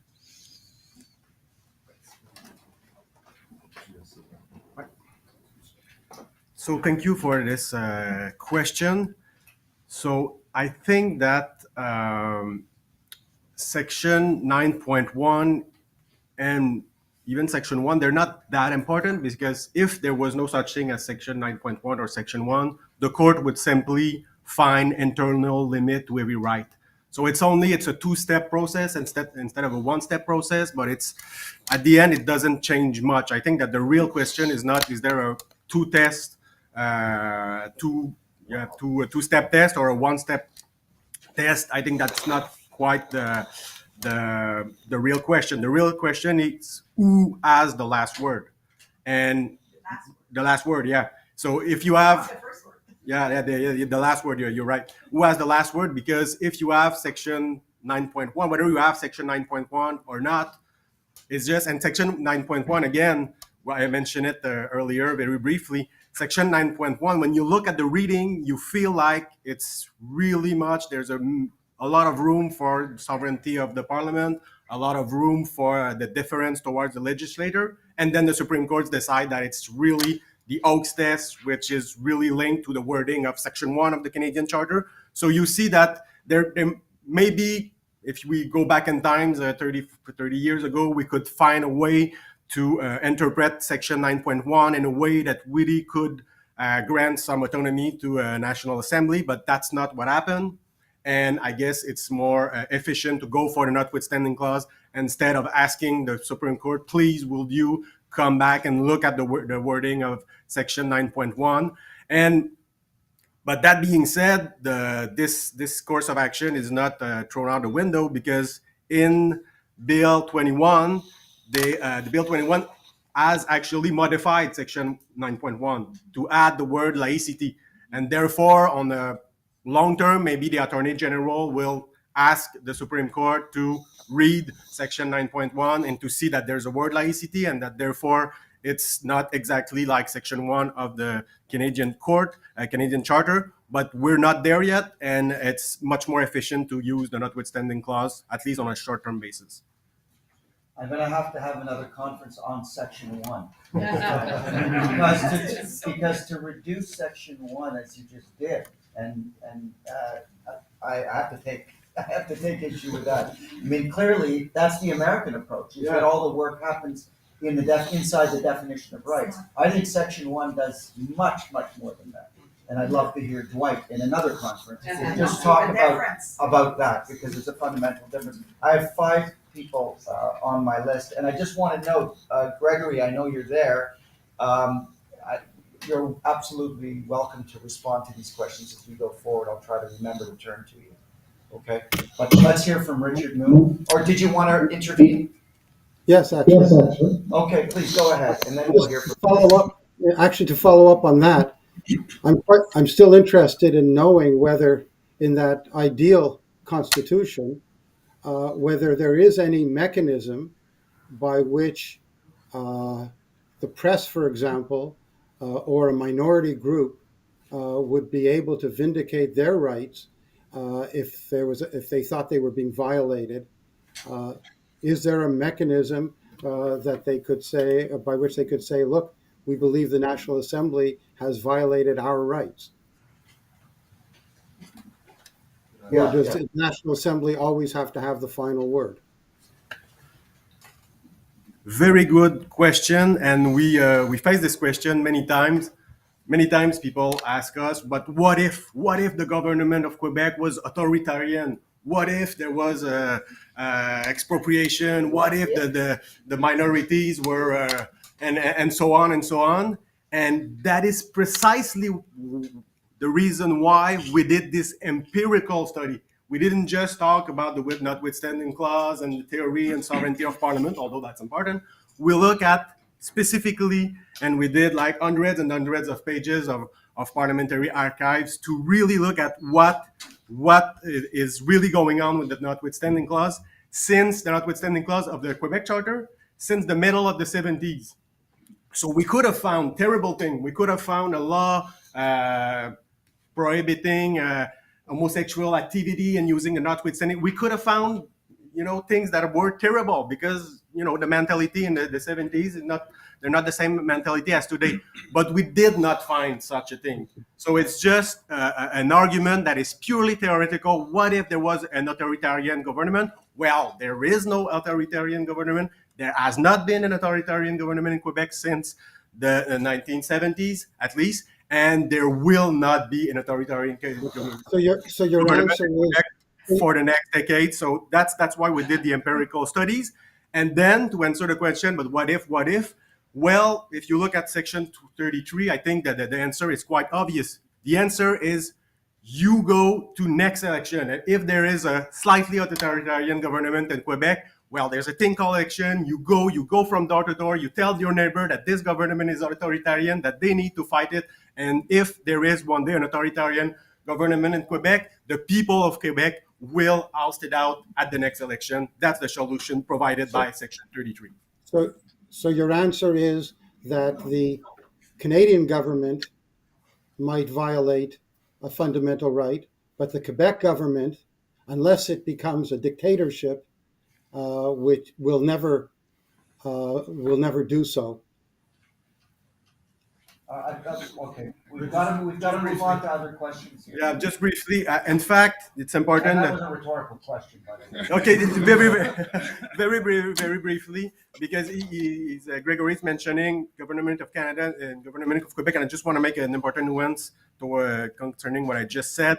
And in fact, we did find one example of the use of the notwithstanding clause that was quite authoritarian and very problematic, and that was the use of the notwithstanding clause of the Canadian Bill of Rights in October 1970, when some people were sent to prison without a due process and so on. So that's the example that we find, and it's obviously not about the government of Quebec, although indirectly maybe, but most it was from the federal parliament.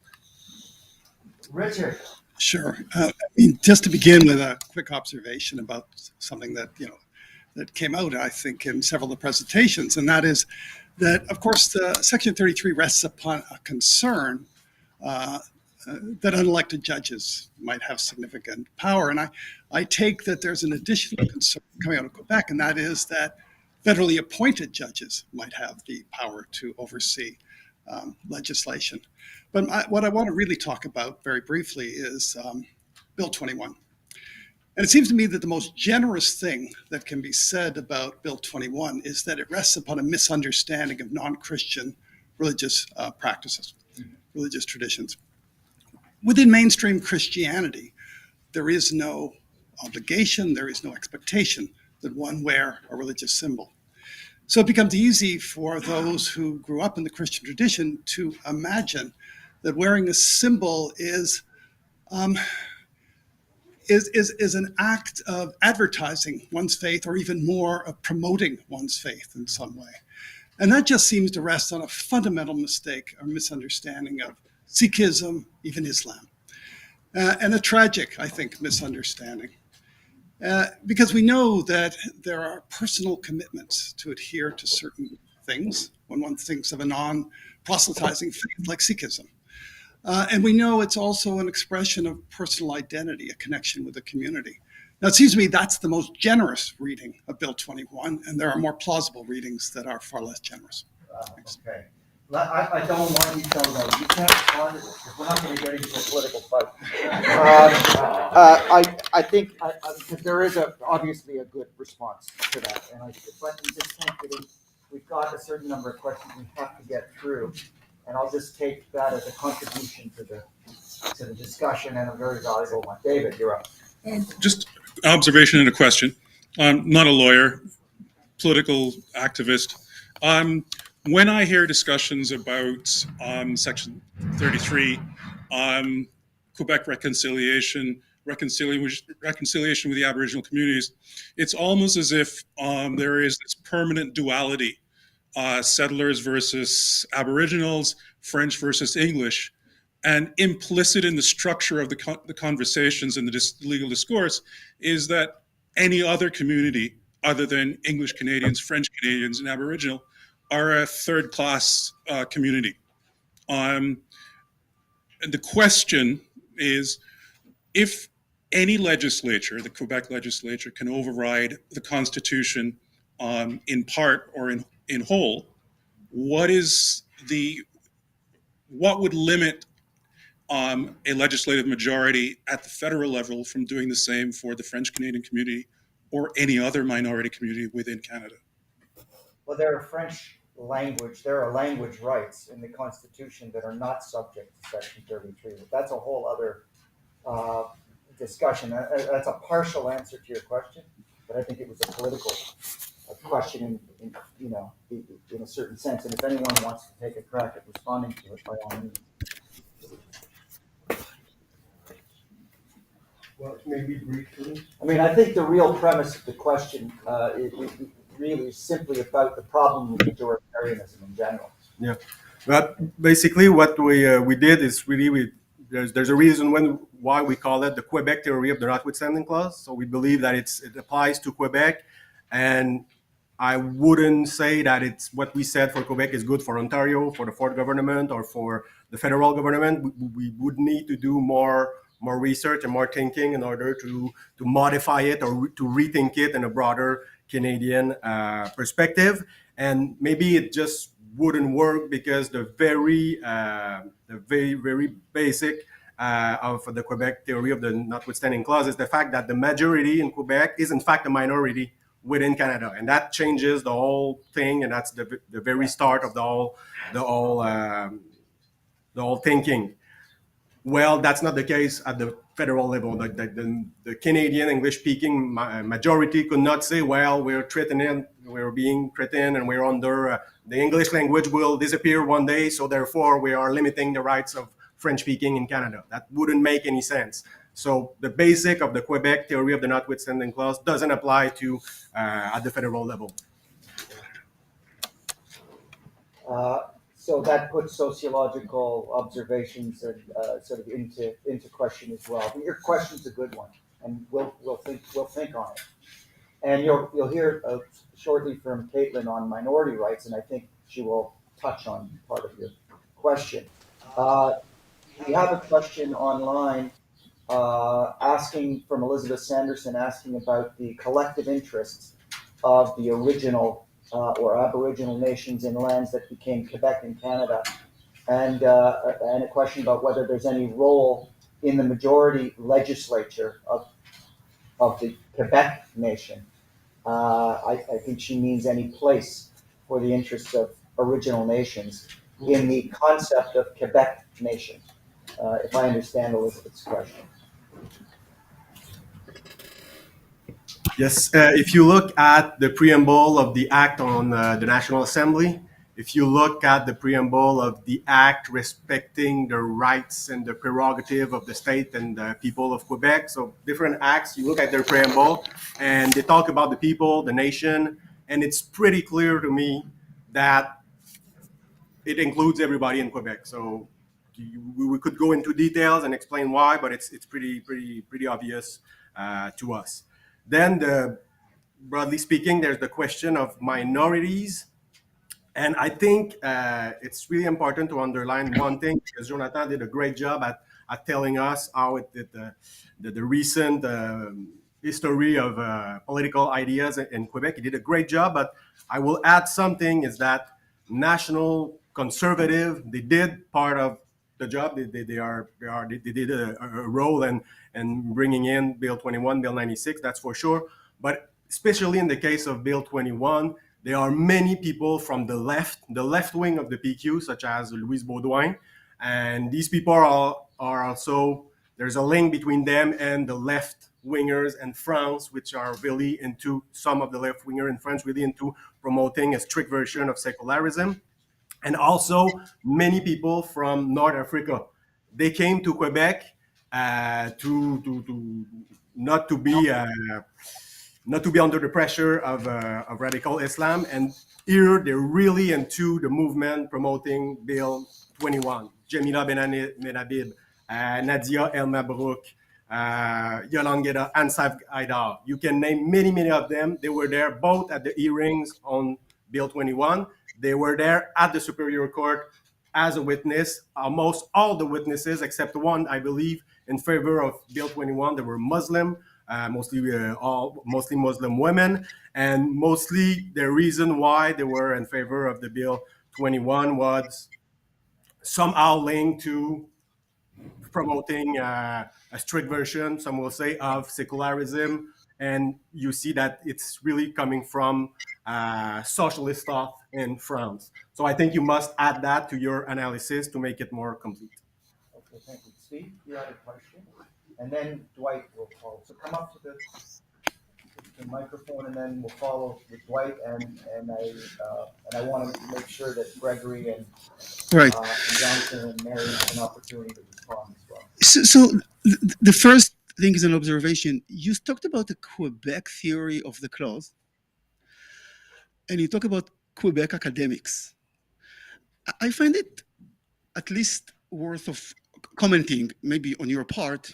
It strikes me as odd that on any issue, certainly a controversial issue, you would have most legal academic anywhere in Canada, the US, the UK, Israel, are sort of on the same side and come up with a sort of special theory, which is a place-based. So the notion that this is the view of many Quebec academics is just curious that there is such unity among Quebec legal academics, assuming that there is, because this is what you have.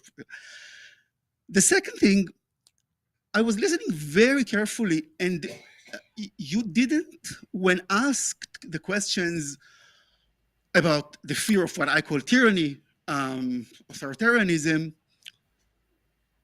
you didn't respond on the merits. You just kept saying in different languages, Quebec identity and majoritarian preferences. I mean, it strikes me that even though you use the word right as one of the pillars, whenever you're asked to justify a specific policy, you turn to the power. We can do it. It's the identity thing. Everybody wants it. So and of course, I'm wondering if there is a relationship between the answers to the two questions. So you're obviously going to answer this, but I'd like to ask Marion to respond first. Thank you. Thanks for the question. I'm just popping up to say I reread parts of your paper last night, and in the paper, Côté and Rousseau clearly acknowledged that this is not a universally held theory in Quebec. It is a theory held by some people in Quebec, and that there are a variety of theories in Quebec about the use of the clause. So I just wanted to say that I acknowledge that that's in your paper. And on your second point, I don't have anything to add to what you said, but I do agree.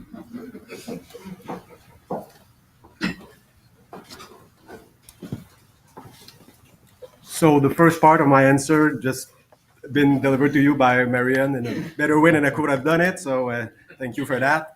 I think to answer the second question is that, as I explained, but maybe to briefly in my presentation, there's the Quebec theory of the Notwithstanding clause, which focus on national identity and social progress. But then there are other theories that are basically saying that there may be a different conception of rights in Quebec, putting non-charter rights and charter rights on the same level. So there's sort of two theories here. And when I answer a question, I usually go for the first theory, the Quebec theory of the notwithstanding clause, because that's the one that we worked on more than the second one. But if you look at Bill 21 and Bill 96, the legislator is really into both of these theories, and that's a fact. So I could also answer the question about authoritarian government and so on by underlining the fact that in the case of Bill 21 and the case of Bill 96, it's really not about restricting rights, it's about promoting rights. Another version of right, in this case, maybe freedom from religion is as important or more important than freedom of religion. Maybe the freedom of conscience is as important or more important than freedom of religion. Maybe the right to public secular services, the right of citizens to have public services is more or as important or more important than the right of civil servant to practice their religion while on duty, so on and so on. But you see, it's rights against rights. It's not authoritarian versus rights. So I think that it's important to underline that. And if we don't do that, if there was only the Quebec theory of the notwithstanding clause, something would be missing here. So the other theory is as important. And then, as Francois explained, there's also, when we talk about another conception of human rights, then we can make a link with the civil law tradition. And then maybe these two theories are, in fact, they're working together. And behind them, there's the civil law tradition that explains a lot. Thanks. Well, the whole purpose of the motivational sort of consideration is something that we have a lot of time to get into under the Section 1 analysis, where it's given standing. But it's here. We have a tradition where we focus intensely in our human rights culture on the effects of laws. And I think we look at effects and give that at least equal standing in the calculation of the justice or injustice that is being worked by the law. Right. Sorry, before I go to you, Gregory, did you want to respond? You're good? Frankly, there's so many parts to that I hardly can take it on at this time. Okay, that's fine. Dwight will put his question, and you may want to intervene after that. Good morning. So to the extent that some of the discussion on this panel has been about the use of the notwithstanding clause to protect distinct nations and identities and worldviews and legal systems, and there have been a couple of allusions in the questions to Indigenous peoples in Canada. I'm interested in whether Indigenous nations that are self-governing should have some mechanism to access the notwithstanding clause when the federal government has insisted on the Charter being part of self-government agreements, and Section 25 of the Charter hasn't been very effective in protecting room for Indigenous peoples. And I know that that's different than a discussion about Quebec, but I'm wondering if there are any implications across the context of different nations within Canada as a multinational state. Great question. I know Natalie wants to respond. Yeah, indeed, I think we were going to have a panel on that very question during this conference, and then it had to be postponed or at another time. So, but I think it's a very good question, and I think that was exactly the way it was to be. Well, let me be less politically correct in responding to that. I think it's true, it had to be postponed, but I engaged when we were planning this conference, And I did too. and so did Natalie, quite extensively with Indigenous leaders and with leaders in the Indigenous legal community as well. One who is just one of my heroes, Bruce McIver, who's a principal in First Nations law at BC. Some of you may know him. We had a wonderful discussion about this. And it really goes to Dwight's question. His answer to me very simply was, this is going to be a fascinating conference. This is a very, very important question. But they're not our questions because it's not our constitution. So the question arises in a potential nation-to-nation relationship where there's some new governance structure that is established that emerges out of the negotiations that we expect will be taking place in the coming months and years. That this kind of a question arises, but in that context, Section 33 still doesn't make its way into a First Nations constitution unless by way of negotiation. Otherwise, it's difficult to know what question would attract the application of Section 33, particularly given that Aboriginal rights as they stand now in our current constitution are not, presumably not affected in any way by resort to Section 33. You might, if you want to respond to that, Dwight, by all means, do.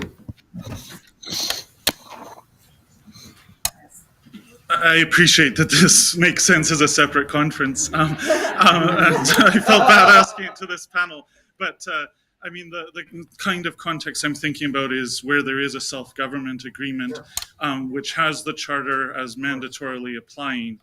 And the question of whether that First Nation can develop things in a way that departs from particular interpretations of the charter that are present in the Supreme Court of Canada. And the writings of people like David Millward suggest that there are contexts in which First Nations would want to be free of the constraints of the charter on certain issues. Well, absolutely. Yeah. Thank you. Greg, did you want to weigh in? No. Other questions?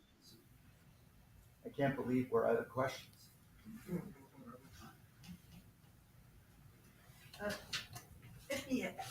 I want to ask a question about the role of this civil law in this, because women's issue, we're not always, we're seen as being substantive equality, even within the Quebec's civil law concept. I mean, I think we wanted the civil code to be very much responsive to the reality of women's lives.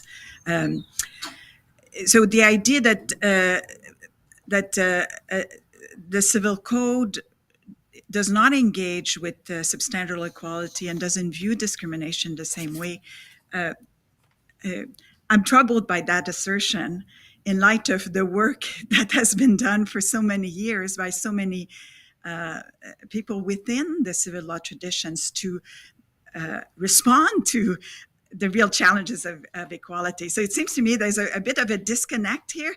I can understand. So that's my first point. And the second point is whether indeed you need courts in any event, you will need to have courts to actually continue to make sure that they are, that the impact of the civil code continues to be responsive to changes in society. So this was never so much of a challenge. I mean, I understand you would want to amend the civil code, but there's still scope within the interpretation, at least, that is given to the courts, even in a civil law system. En tout cas, c'est certainement ce que les féministes québécoises ou certaines féministes québécoises pensent. Certaines d'entre elles, en effet. And first of all, I would like to thank you from the bottom of my heart for that question, which allows me to, dive into the subjects of my thesis for the last 6 years. But when you say that Quebec feminism was concerned with substantive equality, I would respectfully like to disagree on a little detail here. In Quebec, protection of minority or vulnerable groups, such as women's rights issue, but any other all kind of minority issues, is, in the civilist legal thought, is not a matter of substantive equality, but a matter of formal equality. When you look at how the civil code was amended in the 1980s and onwards, exactly, and you saw it firsthand, it's a matter, we understood equality as achieved through formalism. The modifications that were carried through the civil codes were there to enshrine and recognize that women are formally and legally on the same level as men. We achieve equality through form, through equality not of result but of chance. The question of equality of results is a matter left for the political domain. In the civilist legal tradition, there is, and this goes back to Montesquieu and to Dumas before him back centuries ago, but it's a constant train of thought in the civilist legal system, is that life in itself, the reality in which we live in, is profoundly unequal. And justice is achieved by redressing those inequality, by treating everyone equally under the law. Now, political choices may carry a legislator to enact some, let's quote unquote, affirmative action measures to promote certain groups. But when there is a question of equality in and of itself, as a matter of law, the civilist legal tradition sees it as formal rather than substantive. And this is one of the biggest reasons why there seems to be such a clash of visions between the Quebec civilist viewpoint and the jurisprudence rendered under the Canadian Charter. Take, for example, the Montpetit case. Take the Amsterdam case, where substantive... take Action Travail des Femmes, then, for example. Another issue was about women's rights, but it was adjudicated according to the substantive felt effect of the claimants. And, well, civil law does not see things that way. It's a different worldview. And unless you pretend to, unless you are going to claim that, and not you personally, but unless you're going to claim that the civil law system in and of itself is discriminatory and unequal and should be criticized, and then you have to add basically all of Europe in the criticism, you have to recognize that there is another worldview possible. And it is precisely for that, and I will conclude that before leaving a few words to Professor Rousseau, this is one of the reasons why there seems to be a breach, breach may be a strong word, let's say a vulnerability in the confidence that both the legislator and the people are granting towards the courts, because it is seen that Canadian tribunals are systematically invoking a common law worldview, a substantive effect worldview, to affect issues of social importance. But under a civilist legal system, of course, courts are necessary to control the law, but not to create it. To create and amend the law should be the prerogative of the legislator, who has been elected by due process. Courts in a civilist worldview are there to interpret and to clarify the law, to resolve ambiguities, but not to create new norms, and not to act like what was the metaphor by Holmes, by the dragon hunter, which chases the dragon, which is legal interpretation, as Justice Holmes put it back in the last century, to achieve the best results possible for society. In the civilist worldview, that is not the judge's role. His judge is to apply the law, to interpret the law, but not to create it. That is a question left to the political debate, to the legislator. And I will leave a few words for Professor Rousseau. Very few. Very briefly, just an example to add to what François just said. With the reform of the family law and the civil code at the beginning of the 80s, there was a new rule according to which women who were getting married, it was now forbidden for them to take the family name of their husband. And of course, the other way around was the man couldn't take the family name of the woman. And it has been challenged in front of the courts. And in one case, and according to the Charter of Rights, freedom of religion, one judge says, well, that woman, she has the right to take the family name of her husband. And of course, some could say, well, that's just freedom. She decides, that's fine. But what we're saying, and I think what the legislature is saying, is that sometimes women, they're under religious pressure. They're under the pressure of the family of the husband. And therefore, in order to protect equality, we will limit freedom. And that's a society choice that it's not easy. And there obviously are. Yeah, so, but the point is that the point is that in this case, the civil code was thrown out the window, and in the name of Charter of Rights and the freedom of religion. So that's one example where we believe that that's why François came up with the idea of, with the question, should there be a notwithstanding clause in the civil code? Is that the next step? That's one example why sometimes we feel like judges don't consider enough the civil code as such an important law that it shouldn't be put aside like it was in this case. Okay, pour une autre conférence, Nathalie. Because there's a rejoinder and a response that we're not getting because we don't have time for it. Thank you for an absolutely spectacular panel. It was just extraordinary. I really appreciate the quality of your presentations and of the questions. So thank you. Thank you very much. So let me just ask Natalie, normally we should be starting 5 minutes ago the next panel. Can we take a 5-minute break for people who need a break and then come back in 5 minutes? Is that okay, Matt and Joe? All right, we're back in 5 minutes.